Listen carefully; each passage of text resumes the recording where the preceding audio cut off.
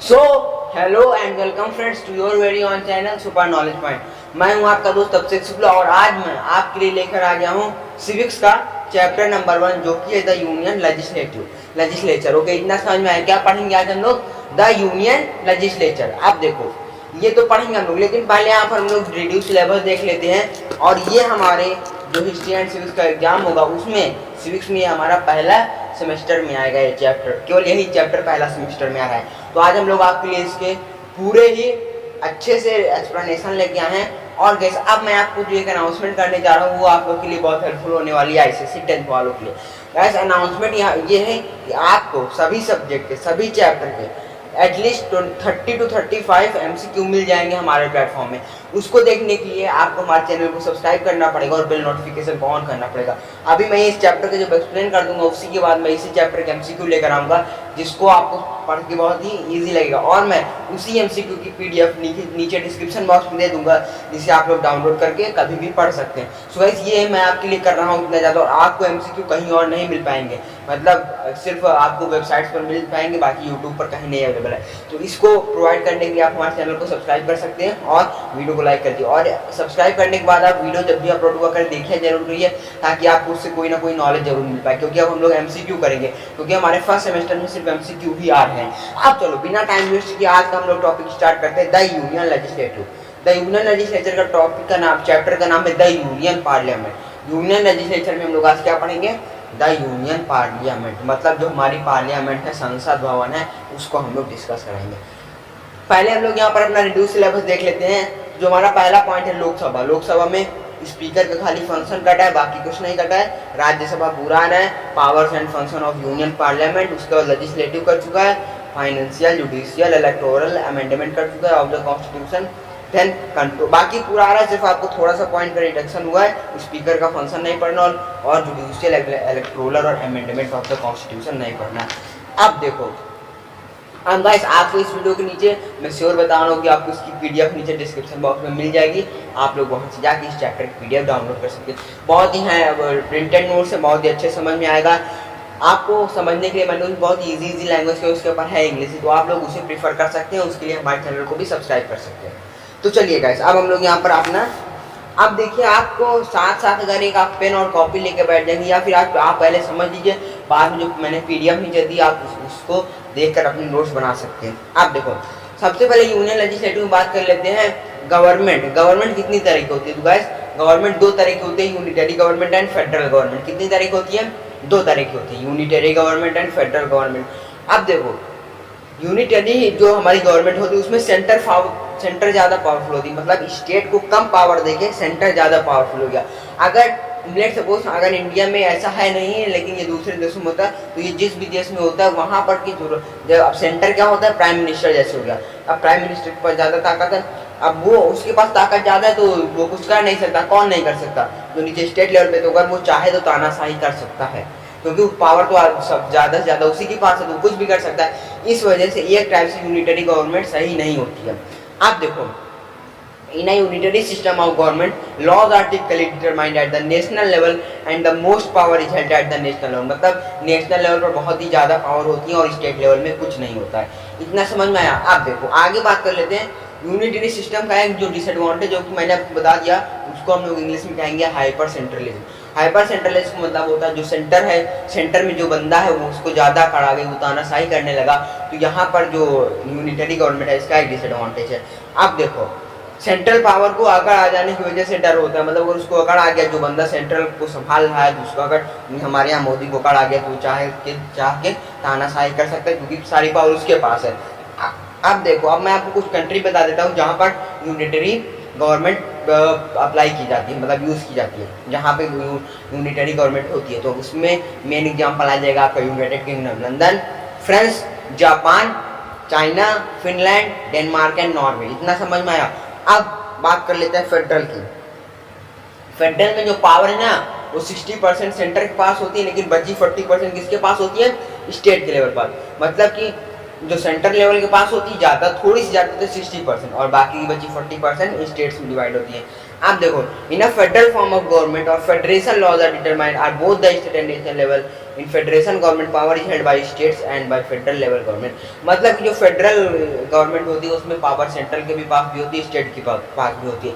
तो यहाँ पर कोई डिसएडवांटेज नहीं होता कि स्टेट ज़्यादा अकड़ में आ जाए, सेंट्रल ज़्यादा अकड़ में, क्योंकि दोनों के पास पावर बराबर है। अगर सेंटर अकड़ में आ रही है तो स्टेट वाले उसकी अकड़ ढीली कर देंगे, अगर स्टेट अकड़ में आ रहा है तो सेंटर वाले उसकी अकड़ ढीली कर देंगे। मतलब यहाँ पर तानाशाही की कोई चिंता नहीं है। आप देखो, अगर आपको पूछा जाए फेडरल गवर्नमेंट कहाँ अप्लाई की जाती है, कहाँ पर फेडरल गवर्नमेंट है, किस कंट्री में, तो आपका USA. US is a supreme example of federal. Federal का सबसे सुप्रीम मेन एग्जांपल यूएस है। उसी के बाद और कुछ कंट्री जैसे इंडिया में भी यही फॉलो होता है। फिर देखो, अब प्रॉब्लम एक जगह बन सकती है फेडरल लेवल में। अब देखो, जैसे यूनिटरी लेवल में था, सेंटर ज़्यादा थी, अगर कोई भी लॉ बना, स्टेट वाले चाहे कुछ भी कर रहे हैं, लेकिन सेंटर वाले ने कहा जैसे पास कर दो तो पास हो गया, कहेगा ना पास करो तो ना पास हो। लेकिन फेडरल लेवल में कभी कभी क्या हो जाता है, सेंटर वाले कहेंगे इस लॉ को पास करो और स्टेट वाले कहेंगे इस लॉ को ना पास करो। तो कभी कभी थोड़ा सा वाद विवाद हो जाते हैं। बाकी सब हमारे फेडरल गवर्नमेंट एक तरह से सही मानी जाती है। अब देखो, अब हम आपको बताते हैं कि फेडरल का हमारे इंडिया में क्या है, फेडरल की इंपॉर्टेंस क्या है हमारे इंडिया में। अब हम लोग आ गए हैं यूनियन पार्लियामेंट। अभी मैंने आपको बताया गवर्नमेंट कितनी तरह की होती है, लेकिन अब हम लोग आ गए अपने बुक पर। तो गाइस आप लोग अपनी बुक लेकर बैठ जाइए, क्योंकि मैं इसी बुक से पढ़ा रहा हूँ, तो मैं इसी के टॉपिक वाइज से चलूंगा और कहीं से नहीं पढ़ाऊंगा। ओके, अब देखो, हाँ, यहाँ पर मैं क्या बता रहा था, आपको बता रहा था कि the federal nature of the constitution is extremely important since it ensures smooth governance and greater coordination between them। मतलब जो फेडरल होती है ना, उसके बीच में जो सेंटर और स्टेट के बीच में जो कोऑर्डिनेशन और गवर्नेंस होती है, मतलब कि वो बहुत ही स्मूथ होती है और आसानी से देश चल सकता है। तो ये होता है, इससे आसानी से देश चलता है, तो इस वजह से फेडरल बुलाया गया। दूसरा, it preserve the autonomy and independence of the different region and state at the same time ensure efficient government and national. अब जैसे कोई लॉ पास हुआ, उस लॉ पास होने की वजह से स्टेट, मतलब लेट्स सपोज ये हो गया कि जो अब अगर जो बच्चा 12 से ज़्यादा है, जो स्टूडेंट 12 से ज़्यादा है, वो वोटिंग कर सकता है 12 ईयर से। अब कुछ लोग कहेंगे नहीं है, इसको पास मत करो, तो वहाँ पर कुछ भी वाद विवाद हो जाते हैं। तो यही थोड़ा एक डिसएडवांटेज बनता है। बाकी फेडरल हमारे इंडिया में फॉलो होता है, अच्छी टाइप ऑफ गवर्नमेंट है, बेस्ट है। अब देखो, अभी हमने आपको गवर्नमेंट के टाइप बताए, अब यहाँ पर हम लोग अपने चैप्टर पर आ जाते हैं, द यूनियन पार्लियामेंट। जो हमारी यूनियन पार्लियामेंट है वो एकदम ब्रिटिश पार्लियामेंट की तरह है, वहाँ से लगभग वहीं से देखा गया है। तो ओके, इतना समझ में आया। आप देखो, प्रेसिडेंट, राज्यसभा और लोकसभा, मतलब जो प्रेसिडेंट होते हैं, राज्यसभा और लोकसभा, ये अगर आपसे पूछे पार्लियामेंट कितने टाइप में डिवाइडेड है, तो वहाँ पर पार्लियामेंट में मेन 3 पावर्स होती हैं, Rajya Sabha, Lok Sabha and president. So guys, मैं आपसे बात ये कर रहा था कि द यूनियन पार्लियामेंट क्या होती है। तो union parliament same as British parliament की तरह होती है, क्योंकि वहीं से ही आबाने इंडिया में, मतलब लेट्स सपोज आप मान लीजिए वहाँ से चीट किया गया है, इंडिया वालों ने वहीं से ही जितना कुछ वहाँ है वही यहाँ पर है, सेटअप सेम है। अब देखो, यूनियन पार्लियामेंट में मेनली 3 पावर होती है, कौन कौन सी, लोकसभा, राज्यसभा एंड प्रेसिडेंट अलग होता है, लोकसभा, राज्यसभा एंड प्रेसिडेंट। अब प्रेसिडेंट ना ही मेंबर होता है लोकसभा का, ना ही मेंबर होता है राज्यसभा का। इतना समझ में आया। अब देखो, पार्लियामेंट एक ऐसी बॉडी है जिसमें जो पीपल होते हैं वो अपने रिप्रेजेंटेटिव को भेजते हैं, जो कि राज्यसभा में जो देखो, लोकसभा के इलेक्शन में हम लोग वोट देते हैं, मतलब कॉमन पीपल वोट देते हैं। आपने सुना होगा कि हाँ, लोकसभा के इलेक्शन हो रहे हैं, हम लोग वोट देने जाएंगे, लेकिन आप कभी ये नहीं सुनेंगे कि राज्यसभा का इलेक्शन हो रहा है और हम लोग वोट देने जाएंगे। लोकसभा के इलेक्शन में जो मेंबर, मतलब एमएलए निकलते हैं, एमपीस निकलते हैं, वो जाके लोकसभा के एमपी बन जाते हैं। मतलब अगर जैसे मेरा रायबरेली है, ये इस रायबरेली में जो मेन, मतलब जो जीता चुनाव इलेक्शन, वो बन जाएगा लोकसभा का मेंबर। और लोकसभा का मेंबर जो है, जो 543 टोटल सीट्स होती है लोकसभा में, मतलब लोकसभा के 543 मेंबर हो गए। अब वो सब मिलके जो राज्यसभा है उसके मेंबर की उनके मेंबर्स की इलेक्शन करवा देते हैं, मतलब वही लोग जो है राज्यसभा का इनडायरेक्टली इलेक्शन हो जाता है, लेकिन हमारा लोकसभा का इलेक्शन डायरेक्टली होता है। अब देखो, अब यहाँ से हमने ये पता कर लिया कि यूनियन पार्लियामेंट में कौन कौन सी पावर होती हैं। तो अब हम लोग यहाँ से शुरू कर देते हैं लोकसभा। अब यहाँ से आप वीडियो में ध्यान से समझ बने रहिएगा, आपको सब कुछ समझ आएगा। तो लोकसभा को हम लोग पहली बात लोअर हाउस कहते हैं और हाउस ऑफ पीपल, क्योंकि यहाँ पर पीपल डायरेक्टली वोट कर सकते हैं। अब देखो, मैक्सिमम जो स्ट्रेंथ है वो है 552, 30, 530 for state and 20 UT and 2 by president. मतलब कि यहाँ पर आपको समझ में आएगा, जो मैक्सिमम स्ट्रेंथ है वो होती है 552 की, जिसमें कि 530 मेंबर्स स्टेट से आते हैं, और जो प्रेसिडेंट होता है वो 20 को अपने आप इलेक्ट कर लेता है, 20 को इलेक्ट करता है। एंड देखो, प्रेसिडेंट देखो 530 स्टेट का हो गए, 20 वाइस प्रेसिडेंट, 2 प्रेसिडेंट। ओके, अब देखो यहाँ पर हम आपको ये बता रहे थे कि 84 for SC and 47 for ST, मतलब कुछ रिजर्व सीट होती हैं, जैसे SC एंड ST को कुछ रिजर्व सीट दी जाती है।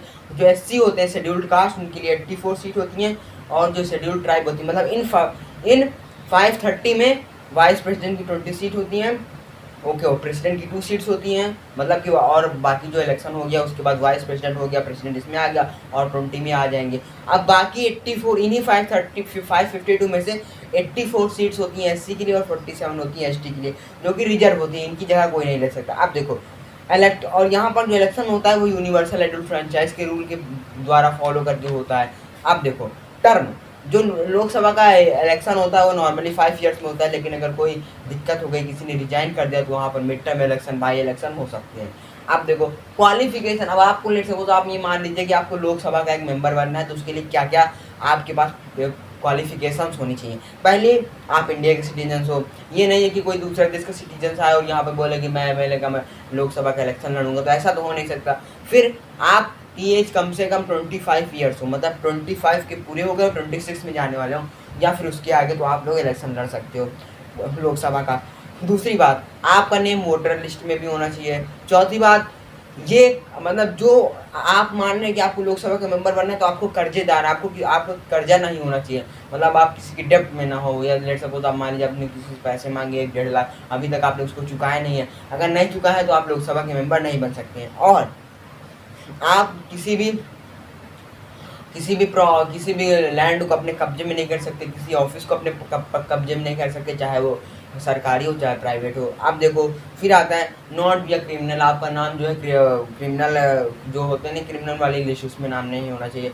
5वीं, आप साउंड माइंड होने चाहिए। साउंड माइंड मतलब शांत हो, थोड़े से एकदम गुस्सा ना आ जाए।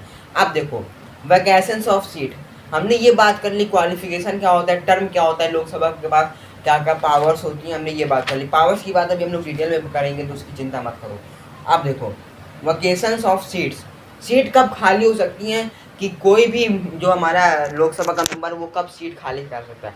पहली बात, अगर मेंबर ने अपने आप रिज़ाइन कर दिया। दूसरी बात, या वो बिना परमिशन के 60 डेज़ के लिए उस जो मीटिंग हो उसमें बिना बताए एब्सेंट रहे, without permission of house absent for 60 days, मतलब बिना बताए हाउस पर, उस हाउस को बिना बताए वो 60 दिन गायब रहता है, तो वो उसकी सीट अपने आप खाली हो जाएगी। अब डिस्क्वालिफिकेशन का मतलब कॉन्स्टिट्यूशन के अलावा कॉन्स्टिट्यूशन के अपोजिट चला जाए, मतलब कि कोई किसी का साथ दे दे, गलत में साथ दे दे, तो वहाँ से भी उसकी सीट खाली हो सकती है। फिर वैकेंट सीट इन स्टेट लेजिस्लेचर, या ऐसा भी हो सकता है कि वो सोच रहा है कि यहाँ राज्यसभा में जो है एक सीट खाली है, या कहीं और सीट खाली है, उसको वहाँ जाना हुई है, वो ये नहीं कर सकता कि मैं लोकसभा की में मेंबर रहा हूँ और राज्यसभा का, तो इसके लिए उसको एक सीट तो खाली करनी पड़ेगी। अब उसने राज्यसभा की सीट खाली, वहाँ पर इलेक्शन लड़ेगा तो लोकसभा की खाली हो गई, अब दोबारा नहीं आ सकता है बिना इलेक्शन किए। फिर आता है anti defection law. Anti defection law का मतलब होता है राज्यसभा, मतलब कि वो थोड़ा गुस्सा हो जाए या किसी का मर्डर वर्डर कर देगा, मतलब कि किसी को, मतलब आप समझ ही सकते हैं एंटी डिफेक्शन, मतलब कि कोई तकरार हो जाती है किसी के बीच में, तो उसमें अगर उसने गलत का कह दिया, गलत का साथ दे दिया, तो वहाँ पर भी उसकी सीट खाली हो सकती है। फिर देखो अब कितने सेशंस होते हैं लोकसभा के, एक साल में कम से कम 2 सेशंस होते हैं। होते कब हैं, एक पहला समर्स में फरवरी से मई के बीच में, दूसरा मानसून में हो सकता है जुलाई से सितंबर के बीच में, तीसरा विंटर में हो सकता है नवंबर से दिसंबर में। मतलब इन्हीं तीन में कोई दो हो सकते हैं, या कम से कम तो 2 तो होने ही, अगर कोई दिक्कत हो जाती है बार बार, तो वहाँ पर भी जो है मीटिंग बुलाई जा सकती है। अब देखो क्वेरम क्या होता है, क्योरम क्या आप मतलब मिनिमम मेंबर। देखो अब जैसे आपको पढ़ना है, आपकी क्लास में सिर्फ 4 बच्चे हैं, 4 आए हैं, आपकी क्लास की स्ट्रेंथ 80 बच्चों की और उसमें सिर्फ 4 आए, आपको टीचर फिर 4 बच्चों में पढ़ाना नहीं शुरू कर देगा। लिखवाना तो शुरू कर सकता है कि आप कॉपी दे दो, काम हो जाएगा, लेकिन वो 4 बच्चों में पढ़ाना नहीं शुरू करेगा। पढ़ाना इसलिए नहीं शुरू करेगा, मेन कारण ये है कि उन 4 बच्चों को अगले दिन फिर पढ़ाना पड़ेगा, क्योंकि वहाँ पर 76 बच्चे एब्सेंट हैं। उसी तरह अगर जो लोकसभा में टोटल 543 सीट्स होती हैं, उसमें से कम अगर 55 मेंबर्स हैं तो वो मीटिंग कराई जाएगी। अगर 55 मेंबर्स नहीं है उस टाइम पर तो वो मीटिंग नहीं होगी। लेट सपोज कि लोकसभा की आज 7 तारीख है, कल मीटिंग होनी है 8 तारीख को लोकसभा की मीटिंग होनी है। अब वहाँ पर अगर कम से कम 55 मेंबर्स हैं तो वो मीटिंग होगी, लेकिन अगर 55 मेंबर्स नहीं है, उससे कम है, तो मीटिंग नहीं होगी, उसको रद्द कर दी जाएगी, आगे बढ़ा दी जाएगी। ओके, पोस्टपोन कर दी जाएगी। ये होता है हमारा क्योरम का मतलब। तो लोकसभा के केस में कम से कम 55 मेंबर। अभी मैं राज्यसभा के बारे में बताऊंगा। फिर देखो, अब भैया हमने ये तो जान लिया क्या क्वालिफिकेशन होती है, थोड़ा खर्चा वर्चा बताओ कितनी तनख्वाह होती है। तो देखो, सैलरी आप लोग इंग्लिश में सुन लो, हिंदी में बताने की जरूरत नहीं है। Member of Lok Sabha get 50,000 and allowance 2,000 rupees per day. इतना समझ में आया? फिर से सुनो, members of Lok Sabha get 50,000 from in month and allowance 2,000 rupees per day. और ये जो उनकी तनख्वाह होती है दी कहाँ से जाती है? आप लोग सोच रहे होंगे 543 मेंबर होती है, एक की महीने की तनख्वाह 50,000 है, साल की 6 लाख रुपए, एक लोग का हो गया तो 530 करोड़ रुपए हो जाएगा। तो इतना पैसा दिया कहाँ से जाता है? तो जो आप लोग, जब आप और हम टैक्स नहीं भरते हैं, कहीं रोड का टैक्स, कहीं किसी चीज़ का टैक्स, बिल्डिंग टैक्स, कितने सारे जो टैक्स होते हैं, और जो आप गुड्स खरीदते हो उसमें टैक्स, कितना टैक्स भर भर के ना ये लोकसभा के मेंबर अपने पास ले लेते हैं। ज़्यादा टैक्स ना भरा करो, लेकिन वैसे भरना पड़ता है। प्रॉपर्टी टैक्स, रोड टैक्स, बहुत तरह के टैक्स हो गए हैं। ओके, फिर देखो उनको जो तनख्वाह दी जाती है वो दी जाती है कॉन्सोलिडेटेड फंड ऑफ इंडिया। ये क्या है? जब जो टैक्स हम लोग जमा करते हैं ना, उसी टैक्स से इनको पैसे दे दिया जाता है। मतलब हमने मेहनत से कमाया और सरकार ने टैक्स के रूप में लिया और उसको दे दिया लोकसभा को, बस काम खत्म।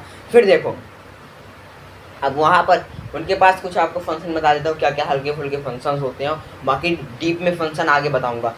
उनको फ्रीडम ऑफ स्पीच है। लेट सपोज अगर कोई बिल पास हो रहा है कि 12 से ज़्यादा बच्चों, 12 जैसे कोई बच्चा 12 ईयर से ज़्यादा हो गया वो वोट कर सकता है। अब इस बिल को पास होना है तो बिल को तो पास होना है, लेकिन अगर वहाँ पर बड़ा, अब देखो वहाँ पर फ्रीडम ऑफ, वो बोल सकते हैं। अगर राज्यसभा और लोकसभा दोनों बैठी हैं तो लोकसभा बोलने का अधिकार है कि हाँ इसे पास करो या ना करो। मतलब वो कह सकता है, अपनी बात सामने रख सकता है, अपनी बात को प्रेजेंट कर सकता है। तो उसको फ्रीडम ऑफ स्पीच का ये एक फंक्शन है। Then freedom from arrest 40 days before after session. मतलब कि अगर कोई सेशन हुआ तो उसके 40 दिन बाद और 40 दिन पहले उसे कोई अरेस्ट नहीं कर सकता। सिर्फ अगर एक केस हो सकता है, क्रिमिनल ना हो। अगर क्रिमिनल का केस आ गया तो आपको जेल तो जानी पड़ेगी, चाहे 40 दिन से पहले हो चाहे बाद में। अगर आपने कोई क्रिमिनल वाला केस कर दिया, गलत का साथ दे दिया, तो आपको जेल जानी पड़ेगी। लेकिन अब आपने कोई मामूली या कुछ हल्का फुल्का गलती हुई आपसे, तो आपको 40 दिन, ना सेशन के बाद या ना सेशन के पहले, आपको जेल नहीं होगी। फिर देखो, can regulate internal affairs of the house, freedom from attendance as June and weather. मतलब कि यहाँ पर उसको मैक्सिमम छूट होती है कि वो आ सके ना आ सके, किसी कारण वो नहीं आ सका है तो वहाँ पर भी उसको छूट होती है। फिर देखो, लोकसभा की जो मीटिंग होती है उसमें कौन सी लैंग्वेज यूज़ की जाती है? तो हिंदी या तो इंग्लिश। उस हाउस का लीडर कौन होता है? अब यहाँ से दिमाग में बात बैठाओ। जिस हाउस में मीटिंग हो रही है उस हाउस का लीडर कौन होता है? पीएम। जिस हाउस में मीटिंग हो रही है उस हाउस का लीडर कौन है? पीएम। पीएम कौन है? हमारे मोदी जी। आगे देखो, अपोजिशन, अब एक दो लीडर हो सकते हैं। दो लीडर कैसे हो सकते हैं? उस हाउस में एक तो जो लीडर बन चुका है, अब की बार जीत के आया है, वो पीएम है मोदी जी, और एक लीडर और हो सकता है जो कि अपोजिशन का है, मतलब जो दूसरी सबसे बड़ी पार्टी है। तो आपको पता ही चल गया कि दूसरी सबसे बड़ी पार्टी में कौन आ गया? राहुल गांधी, कांग्रेस। ओके, तो वो दूसरे लीडर हैं, लेकिन उनकी अहमियत फर्स्ट मेन लीडर से तो कम ही है। वो लीडर अपोजिशन का leader, second largest political party, और लीडर ऑफ हाउस का तो लीडर पीएम है, लेकिन एक लीडर और होता है जिसे थोड़ी बहुत इज्जत दे दी जाती है, जैसे हमारे राहुल गांधी। ओके, फिर देखो, स्पीकर ऑफ लोकसभा। अब उस लोकसभा का स्पीकर कौन होता है? लोकसभा के स्पीकर को हम लोग प्रिसाइडिंग ऑफिसर भी कहते हैं, तो वो है हमारी सुमित्रा महाजन जी। ओके, अब यहाँ पर मैं बता दूँ, लेट सपोज किसी कारण सुमित्रा महाजन नहीं है, मतलब उनको वो आज नहीं आ पाए, तो उनके जगह 2 सीट खाली होती है। एक और होता है डिप्टी स्पीकर, जो कि उनकी जगह ले सकता है, मीटिंग में बोल सकता है। मतलब जो काम सुमित्रा महाजन करेंगी वही काम वो डिप्टी स्पीकर कर सकता है उनके ना आने पर। ओके, फिर देखो, term of office, date of elected till immediately before first meeting of Lok Sabha. Okay, अब जो हमारे स्पीकर होते हैं उनकी टर्म कितनी होती है? उनको कितने साल का कारोबार दिया जाता है? मतलब जब इलेक्शन हो जाते हैं उसके बाद फिर चूज़ किया जाता है कि कौन बनेगा, मतलब उसके भी इलेक्शन होते हैं कि कौन स्पीकर बनेगा। तो वहाँ पर जो स्पीकर होता है वो इलेक्शन के बाद होते हैं, और जब तक अगले इलेक्शन नहीं हो जाएंगे, उनका इलेक्शन दोबारा नहीं होगा, तब तक के बीच के लिए मतलब 5 साल का इनका भी होता है कार्यभार संभालने का टाइम। फिर देखो, अब यहाँ पर हम लोग बात कर लेते हैं role and function of speaker. Speaker के रोल के बारे में बात करेंगे और फंक्शंस के बारे में। अब देखो, अब जो मीटिंग, जो हाउस में मीटिंग हो रही है, मीटिंग में कोई गेस्ट मेन होता है, उस मीटिंग का जो मेन है वो है हमारे डिप्टी स्पीकर, और सॉरी गैस स्पीकर कौन है? Sumitra Mahajan. Preside over the meeting of house, then decide admissibility of questions, resolutions and motion of adjournment. मतलब कि स्पीकर के पास ये पावर हो सकती है कि कोई मेंबर गलत बोल रहा है, कोई एमपी गलत बोल रहा है तो उसी मीटिंग को एंड कर सकती है। मतलब अगर ज़्यादा वहाँ पर एब्यूजिंग वर्ड यूज़ हो रहे हैं, क्योंकि अब जब अपोजिट पार्टी में गुस्सा आ जाती है तो अब्यूज़ करना शुरू कर देती है। वहाँ पर वो सुमित्रा महाजन जो हमारे स्पीकर हैं वो चाहे तो इस टाइम पर मीटिंग को ख़त्म कर सकती है, उनके पास ये भी पावर हो सकती है। अगला आता है हमारे पास guardian of right privilege of houses. मतलब कि वो जो हाउस है उसकी गार्जियन कौन होती है? मेन वो होती है। लीडर की बात नहीं करें, मेन उस हाउस को। अब अगर स्पीकर ने मीटिंग एंड कर दी तो पीएम चाह करके भी कुछ नहीं कर सकते, कोई और मेंबर जो वहाँ पर है वो कुछ नहीं कर सकता। अगर स्पीकर ने मीटिंग एंड कर दी तो एंड, खत्म, गया, टाटा बाय बाय। तो राहुल गांधी भी कुछ नहीं कर सकते। ओके, तो ये उसके पास पावर होती है, वो गार्जियन होता है उस मीटिंग में। Certificate whether bill is ordinary and money bill. Okay, अब यहाँ पर मैं आपको बताता हूँ हमारे जो बिल होते हैं, आप बिल को समझो। बिल में अगर कोई बिल का मतलब होता है लॉ पास किया जाना। अभी जब आर्टिकल 370 को पास किया जाना था तो वहाँ पर क्या हुआ था, लोकसभा के मेंबर में वो हमारा ऑर्डिनरी बिल था। दो तरह के बिल होते हैं लोकसभा में, मतलब कि एट द जहाँ पर मतलब बिल दो तरह के होते हैं, ordinary bill and money bill. अब ऑर्डिनरी बिल तो या तो अगर हो सका तो वो पहले राज्यसभा में बताया जा सकता है कि मतलब लेट सपोज कि उनको ये लॉ पास करवाना है आर्टिकल 370, तो हो सकता है कि वो पहले राज्यसभा में इस बात को छेड़ दे, या ये हो सकता है कि वो लोकसभा में पहले ये बात छेड़ दें।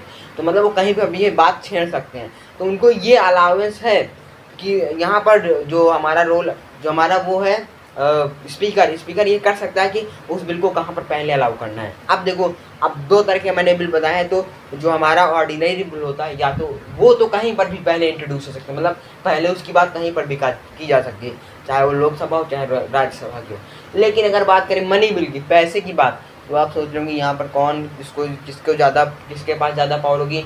तो आप लोग के मन में आ रहा होगा राज्यसभा, क्योंकि अपर हाउस है। लेकिन ऐसा नहीं है।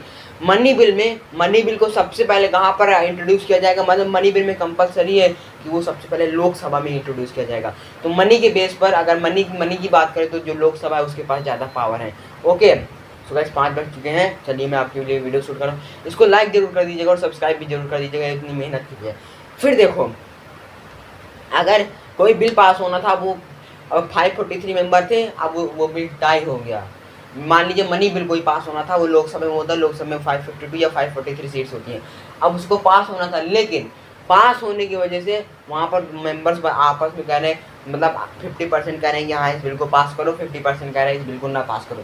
तो यहाँ पर जो स्पीकर होता है उसके लिए मौका आ जाता है कि क्या ये बिल सही है। मतलब उस टाइम पर वो अगर स्पीकर कह देगा हाँ इसे पास करो तो करो, कोई नहीं कह सकता जिसे ना करो। अगर वो कह दे ना करो इस बिल के पास, तो कोई ये नहीं कह सकता करो। मतलब अगर वो टाई हो रही है, मतलब कि दोनों लोग की जो सहमति वो बराबर है, हाँ करने वालों की भी और ना करने वालों की भी। यहाँ पर जो डिसीजन है वो कौन लेगा, वो लेंगे हमारी सुमित्रा महाजन जी, मतलब कि स्पीकर लेगा।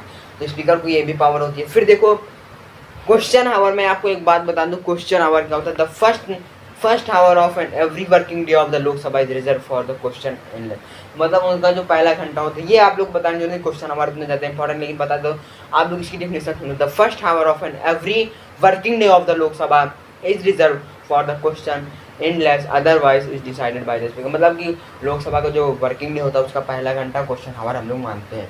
अब देखो, अब स्पीकर के हम लोग थोड़े डिसिप्लिनरी फंक्शन पढ़ लेते हैं।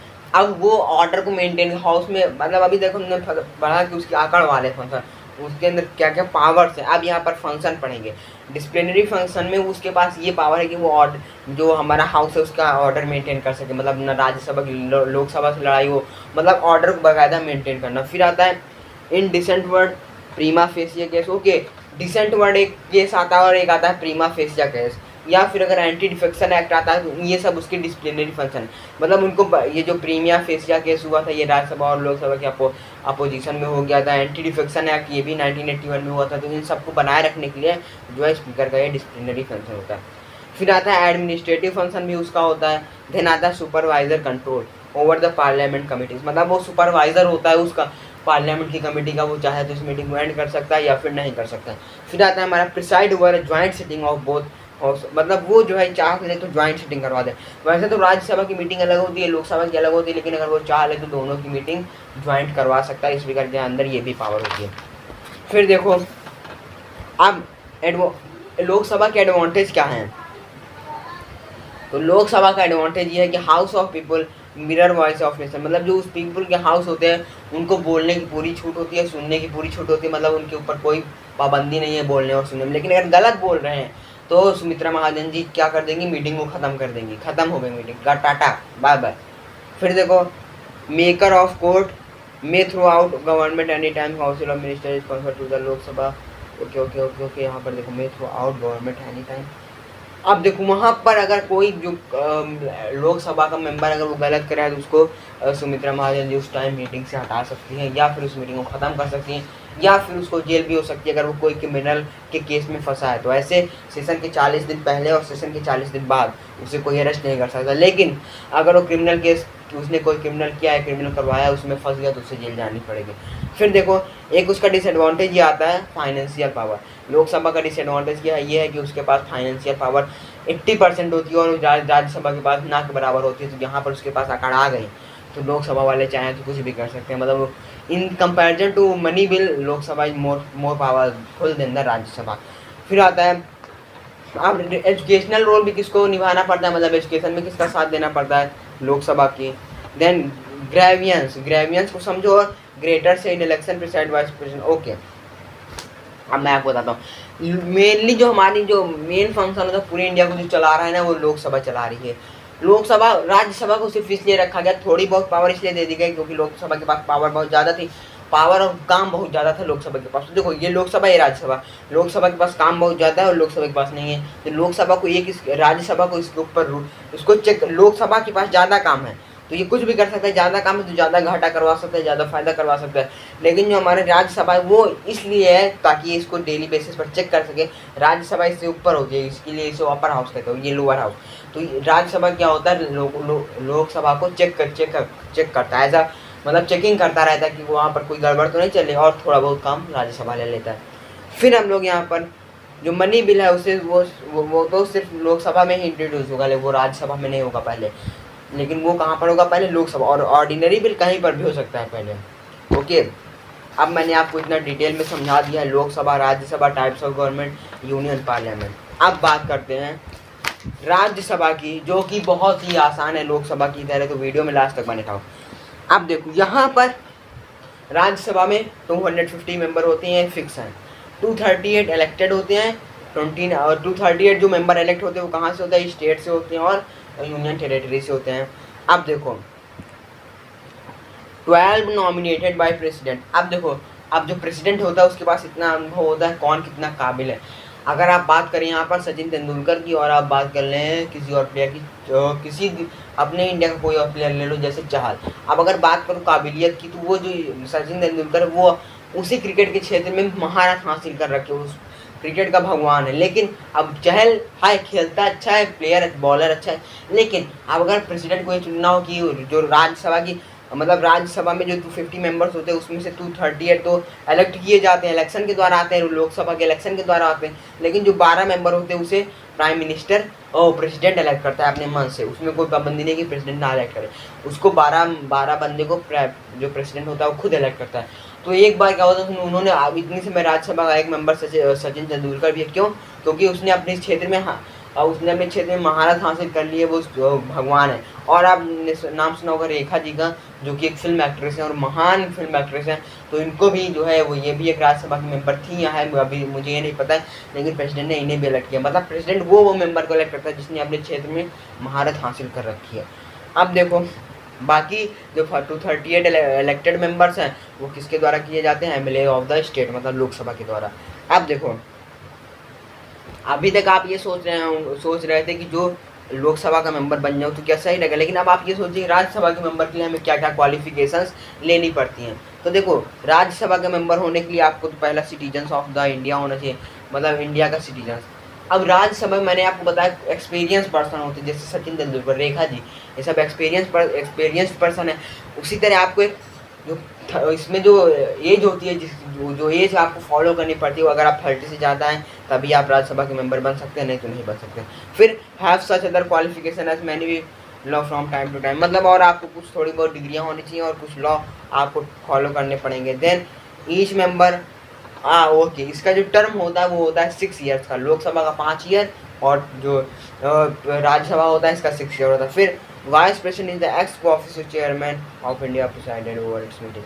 मतलब अगर प्रेसिडेंट नहीं है तो उस जगह वाइस प्रेसिडेंट के पास ये पावर होती है कि वो उन 12 मेंबर्स को इलेक्ट कर सकता है। फिर आता है सेशन ट्विस इन ईयर, यहाँ पर भी सेशन को 2 बार किया जा सकता है। यहाँ पर 2 बार ही होता है, लेकिन लोकसभा में है कि स्टेट में कोई दिक्कत आ रही, कोरोना कहीं ज़्यादा है कहीं कम, तो यहाँ पर 2 से ज़्यादा भी मीटिंग हो सकती है। फिर देखो अभी मैंने आपको एक एग्जांपल दिया था कि अगर आपके क्लास में 80 बच्चे हैं जिसमें अगर 4 हैं तो टीचर पढ़ाना नहीं शुरू करेगी। उसी तरह लोकसभा में अगर 55 मेंबर हैं 553 में से, तब तक लोकसभा की मीटिंग नहीं स्टार्ट होगी। अगर 55 से ज़्यादा हो गए, 55 हो गए, 55 ज़्यादा, तो मीटिंग स्टार्ट नहीं है तो ख़त्म। उसी तरह राज्यसभा में जो क्योरम होता है मिनिमम, मतलब जो मिनिमम रिप्रेजेंटेटिव होते हैं वो होते हैं 25। 250 में से कम 25 मेंबर्स होने चाहिए, जिसकी वजह से मतलब 25 मेंबर्स है तो मीटिंग स्टार्ट हो जाएगी, अगर नहीं है तो 25 से कम है तो मीटिंग नहीं स्टार्ट होगी। फिर आता है हमारी, अब भैया सैलरी की बात तुम बता दो। यहाँ पर भी सेम है 50, 100 and daily allowance ₹200 per day. फिर देखो अब बात कर लेते हैं powers and functions of Rajya Sabha. Rajya Sabha की पावर के बारे में और फंक्शन के बारे में। तो राज्यसभा के पास लेजिस्लेटिव पावर होती है लॉ बनाने की, देन फाइनेंशियल पावर होती है लेकिन कम होती है किसके, 80% अगर उसके पास है लोकसभा के पास, तो राज्यसभा के पास 20% है। फिर एडमिनिस्ट्रेटिव पावर्स हैं, debate and discussion, impeachment of the president, pass special address to remove SC और SC, मतलब ये उसके पास पावर होती हैं। अब देखो, अब जैसे वाइस प्रेसिडेंट के अगेंस्ट से कुछ भी कर सकता है, ओके, तो यहाँ पर इसके पास इलेक्शन की इलेक्टोरल पावर भी होती है। कौन सी electoral power? Elected members of the Rajya Sabha take part in the election of president and vice president. मतलब अगर प्रेसिडेंट या वाइस प्रेसिडेंट का इलेक्शन करना है तो वहाँ पर जो राज्यसभा के मेंबर है उन्हीं को ये अधिकार मिलता है कि वही सिर्फ प्रेसिडेंट या वाइस प्रेसिडेंट को चुन सकते हैं, मतलब इलेक्ट कर सकते हैं। तो अगर आप प्रेसिडेंट और वाइस प्रेसिडेंट को चूज़ करना चाहते हैं अपने मनपसंद को, तो आपको राज्यसभा का मेंबर होना चाहिए। फिर देखो कॉन्स्टिट्यूशनल पावर, मतलब कि लॉ बनाने के, कि जैसे देखो अब देखो राज्यसभा के मैंने अभी आपको कौन कौन से पावर बताएं, legislative power, financial power, administrative power, electoral power and then constitutional power. अब देखो इसके एडवांटेज क्या है? एडवांटेज ये है कि वो बिल को रिवीजन कर सकता है, मतलब कोई बिल पास हुआ लोकसभा से वो राज्यसभा चेक करेंगे यहाँ सही है कि नहीं। बाकी दिन अगर देखो मनी बिल है, अब भैया मनी बिल लोकसभा से पास हो गया, क्योंकि पहले वहीं से अगर बिल पास हो गया तो हो गया, नहीं हुआ तो नहीं हुआ। अगर वहाँ से पास हो गया तो राज्यसभा चाह करके भी इस बिल को ना मंजूरी नहीं दी, मतलब ये या नहीं कह सकती कि इस बिल को बंद करो, ये सही नहीं है, गलत है, ऐसा वैसा कुछ भी नहीं कह सकते। ज़्यादा से ज़्यादा अपने पास 14 दिन तक उस बिल को रख सकती है, उसके बाद फिर वो बिल पास हो जाएगा। ज़्यादा से ज़्यादा 14 दिन तक अपने अंडर में रख सकती है, बाकी वो बिल पास हो गया अगर लोकसभा ने कह दिया हाँ ये बिल पास करो तो।